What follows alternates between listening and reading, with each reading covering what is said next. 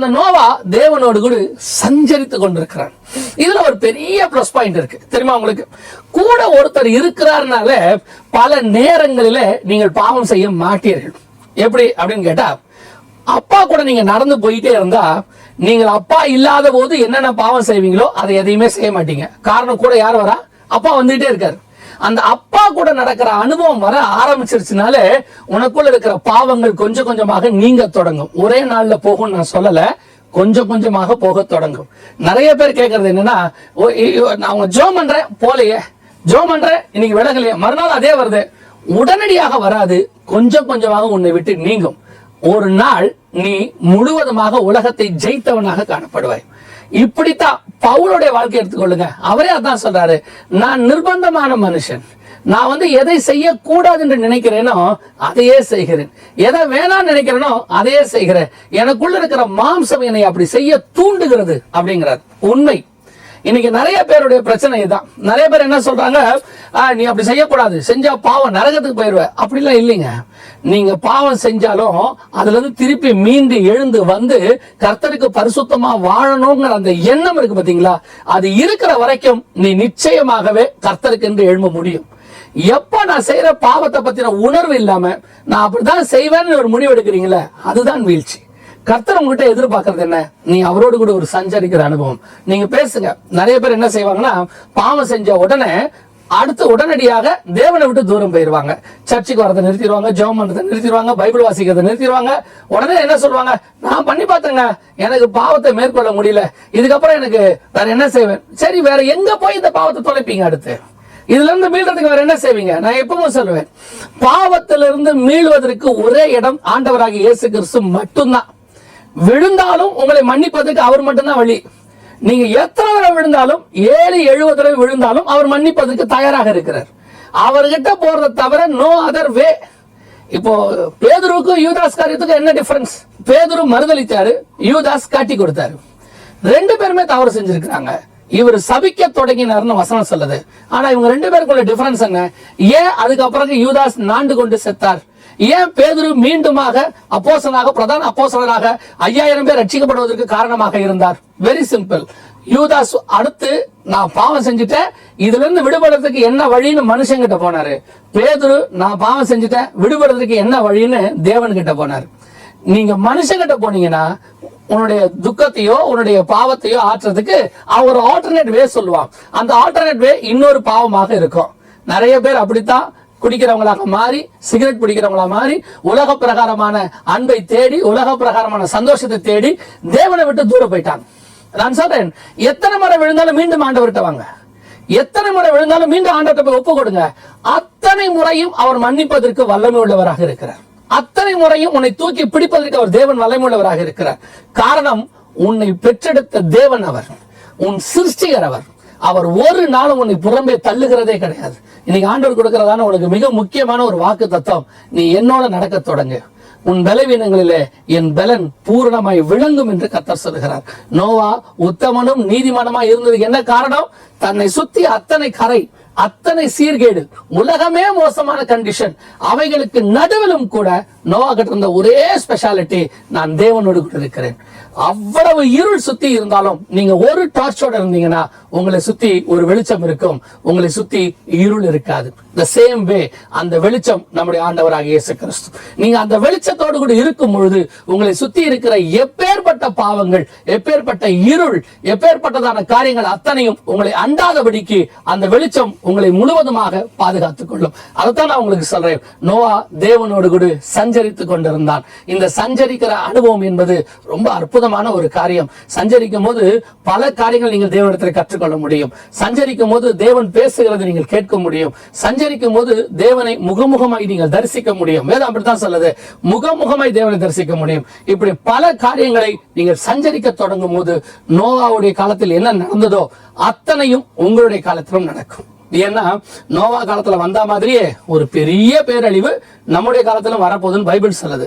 மத்திய 24:37 அதான் சொல்றாரு, நோவாவின் காலத்தில் எப்படி நடந்ததோ அப்படியே மனுஷகுமாரன் வரும் காலத்திலும் நடக்கும்.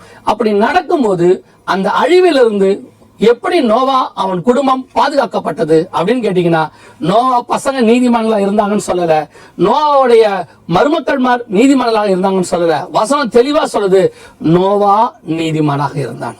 அதே மாதிரி தான் நாம் நீதிமானாக இருக்கும்போது, தேவனோடு கூட சஞ்சரிக்கும் போது, நாம் மாத்திரமல்ல நம்மோடு சேர்த்து நம்முடைய குடும்பமும் பாதுகாக்கப்படுவதற்கு அது காரணமாக இருக்கிறது.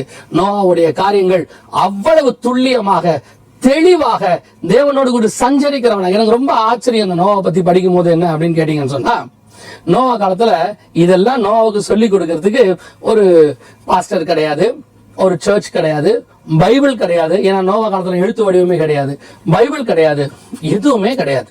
ஆனால் நோவா என்கிறதான மனுஷனும் தேவனோடு கூட சஞ்சரிக்கிறான். இன்னைக்கு நாம நிறைய பேர்கிட்ட சொல்றோம் நோவா தேவனோடு கூட சஞ்சரித்தார்னு.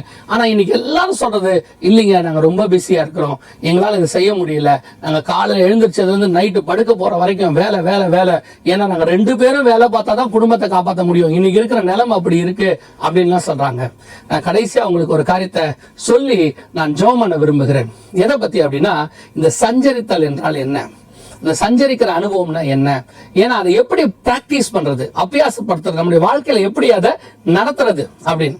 இப்ப சஞ்சரிக்கிறதுனா என்ன அப்படின்றத மாத்திரம் நான் சொல்லிட்டு ஜெபம் பண்றேன். கவனிங்க, காலையில நீங்க எழுந்திருக்கும் போது உங்கள் முதல் 1 மணி நேரத்தை தேவ சமூகத்துல கொடுக்கணும். First 1 hour with the God அப்படின்னு கொடுக்கணும். ஏன்னா நீங்க ஒரு 24 மணி நேரத்துல ஒரு குறைஞ்சபட்சம் ஒரு 10 இருந்து 12 மணி நேரம் வேலை செய்ய போறீங்க. ஏதோ ஒரு வேலை செய்ய போறீங்க, 10 மணி நேரம். இந்த 12 மணி நேரமும் நீங்க உலகத்தோடு கூட சஞ்சரிக்க போறீங்க. இந்த உலகத்தோடு கூட நீங்க சஞ்சரித்தாலும் இந்த உலகத்தில் உள்ளவைகள் உங்களை தொடாமல் பாதுகாக்கிறது அந்த 1 hour. அமெரிக்காவினுடைய மிக முக்கியமான ஜனாதிபதி யாருன்னு கேட்டீங்கன்னா ஆபிரகாம் லிங்கன். ஏன்னா அவர்தான் அமெரிக்காவை கட்டமைக்கிறதான ஒரு ஜனாதிபதியாக இருந்தார். மற்ற ஜனாதிபதிகள் எல்லாம் கட்டமைக்கப்பட்ட பிறகு அதை எழுப்பினார்கள். இவர் தான் மிக முக்கியமான ஒரு ஜனாதிபதி. சோ த பிஸியஸ்ட் பிரசிடென்ட் அப்படின்னு அவரை சொல்லுவாங்க. ஒரு முறை ஆபிரகாம் லிங்கனை சந்திப்பதற்கு ஒரு பிசினஸ் மேன் ஒரு டைம் கேட்கிறார், நான் உங்களை பார்க்கணும் அப்படின்னு. ஆபிரகாம் லிங்கனால அவருக்கு டைம் கொடுக்கவே முடியல. பல முறை அந்த பிசினஸ் மேன் தொடர்பு கொண்ட பிறகு கடைசியாய் சொல்லுகிறாங்க, பிரசிடென்ட் ஆபீஸ்ல இருந்து மார்னிங் 5 o'clock வாங்க, ஒரு 1/2 hour உங்களுக்கு டைம் ஒதுக்கிறார் பிரசிடென்ட், 5 to 5:30 நீங்க பிரசிடென்ட் பார்க்கலாம் அப்படின்னு. இந்த பிசினஸ் மேனுக்கு ஆச்சரியம், இந்த ஜனாதிபதி தூங்குவாரா தூங்க மாட்டாரா, காலையில 5 மணிக்கு நம்மள வர சொல்றாரு, சரி ஓகே டைம் கிடைச்சிருச்சுன்ற சந்தோஷத்துல 4:45 போயிட்டார். ஏன்னா 15 minutes முன்னாடி இருக்கணும் அப்படிங்கிறது ஒரு ப்ரொசீஜர். அவர் போயிட்டார். 4:45 போறாரு. உள்ள ஜனாதிபதி ஒருத்தரோடு கூட பேசி கொண்டிருக்கிறார், சவுண்ட் கேட்குது. இப்ப இவர் நினைக்கிறாரு, நான் 4:45 எழுந்திரிச்சு வரதுக்கே யோசிக்கிறேன்னு, ஜனாதிபதி இதுக்கு முன்னாடி ஒருத்தர்கிட்ட பேசிட்டு இருக்கிறாரு, இந்த மனுஷன் எப்பதான் ரெஸ்ட் எடுப்பாரோ அப்படின்னு யோசிச்சுட்டு இருக்கும் போது சரியா 5 மணிக்கு உள்ள இருந்து ஒரு அழைப்பு வருது, கமின் அப்படின்னு சொல்லி. இவர் வெயிட் பண்றாரு இந்த பிசினஸ் மேன். எதுக்காக அப்படின்னா, உள்ள இருக்கிறவர் வெளியே வரணும், அப்பதான் இவர் உள்ள போக முடியும். திருப்பி 2வது அழைப்பு, கமின் அப்படின்னு உடனே இவர் அந்த டோரை திறந்துகிட்டு தயக்கமா உள்ள போறாரு. உள்ள போனவர் அப்படியே சுத்தி பாக்குறாரு. உடனே ஜனாதிபதி கேட்கிறாரு, என்ன பாக்குறீங்க அப்படின்னு சொல்லி. இல்ல பிரசிடென்ட், நான் வந்துட்டேன் 4:45, பட் நீங்க யாரோ ஒருத்தரோட பேசிட்டு இருந்தீங்க, அவர் வரதுக்காக தான் நான் வெயிட் பண்ணேன், இல்லைன்னா நான் அப்பயே ஃபர்ஸ்ட் வெளியே உள்ள வந்திருப்பேன் அப்படின்னு. அப்போ பிரசிடென்ட் சொன்ன ஒரு வார்த்தை என்னன்னா, நான் காலையில் முதல் 1 மணி நேரம் கர்த்தரோடு பேசி விட்டுத்தான் மனுஷனோடு பேசுவது எனக்கு வழக்கம். நான் கர்த்தர்கிட்ட பேசாம மனுஷங்கிட்ட பேசவே மாட்டேன். அப்படி இருக்கும்போது இன்னைக்கு 5 மணிக்கு உங்களுக்கு அப்பாயின்மெண்ட், ஏன்னா உங்களுக்கு கொடுக்கறதுக்கு எனக்கு வேற டைம் இல்லை. சோ வேற வழி இல்லாம நான் 4 மணிலிருந்து 5 மணி வரைக்கும் தேவனோடு கூட பேசினேன். நான் என்னோட பிரேயர் டைம் அந்த 4 to 5 நான் ஜெபம் பண்ணி முடிச்சுட்டு தான் உங்களை கூப்பிட்டேன். பாருங்கள், இந்த உலகத்துக்கு சூப்பர் பவர் அப்படின்னு சொல்லி இந்த நம்பர் 1 அப்படின்னு சொன்னா பிரசிடென்ட், அமெரிக்கன் பிரசிடென்ட் தான் இன்னைக்கு வேர்ல்டுல. அந்த பிரசிடென்ட் போஸ்டிங்ல இருக்கிறவரே முதல் 1 மணி நேரம் கர்த்தரோட பேசி விட்டு தான் மனுஷனோட பேசுவேன் என்கிறார். ஏன் ஆபிரகாம் லிங்கன் இன்னைக்கும் கேட்டு பாருங்க, இந்த சக்சஸ்ஃபுல் பிரசிடென்ட் ஆஃப் த யுஎஸ்ல ஒரு பிரசிடென்ட் யாருன்னு கேட்டீங்கன்னா ஆபிரகாம் லிங்கன். ஆபிரகாம் லிங்கனை பத்தி நீங்க ஒரு லைன் எழுதாம அமெரிக்காவோட ஹிஸ்டரி முடியவே முடியாது. அப்படியாப்பட்ட ஒரு பிரசிடென்ட். காரணம் என்ன? he walked with the God. காலையில் எழுந்தவுடன் 1 மணி நேரம் கர்த்தரிடத்துல தருகிறார். இன்னைக்கு ஆவிக்குரியவர்கள் அல்லது கிறிஸ்தவர் என்று நாம் சொல்லிக் கொள்கிறோமே, நம்முடைய ஜெப வாழ்க்கை எப்படி இருக்கிறது, கர்த்தரோடு கொடுக்கிற நேரம் எப்படி இருக்கு? இன்னைக்கு நாம எல்லாரும் சொல்லக்கூடிய ஒரே இது, நான் ரொம்ப டயர்ட், ரொம்ப பிஸி, நான் என் டைமே இல்லை. கர்த்தரிடத்துல பேசாமல் மனுஷனிடத்துல பேசாதிருங்கள். கர்த்தரை சந்திக்காம மனுஷனை சந்திக்காதீங்க. நான் இது ஆபிரகாம் லிங்கனுக்கு மட்டும் சொல்லல. ஏசாயா புஸ்தகம் 50ஆம் அதிகாரம் 4வது வசனம் சொல்லுது, இயேசு கிறிஸ்துவே அதிகாலையில தேவனை சந்தித்த பிறகுதான் மனுஷனை சந்திப்பாராம். இது இயேசுவை பத்திர ப்ராபசி அங்க இருக்கும்.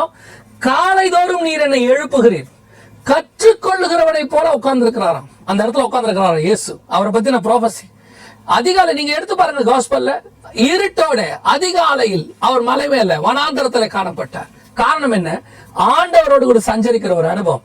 ஆண்டவரோடு கூட சஞ்சரிக்காம நீங்க வேற எந்த மனுஷனோட சஞ்சரிச்சாலும் உங்க வாழ்க்கை விருதாதான். மனுஷனோட சஞ்சரிச்சா பணம் கிடைக்கும், புகழ் கிடைக்கும், எல்லாம் கிடைக்கும். ஆனா தேவனோட சஞ்சரிச்சாதான் சமாதானம் கிடைக்கும், சந்தோஷம் கிடைக்கும். ஏன்? வரப்போகிற அழிவிலிருந்து மீட்பு கிடைக்கும். இல்லாவிட்டால் வரப்போகிற அழிவிலிருந்து மீட்போ காப்பாற்றுதலோ இருக்காது.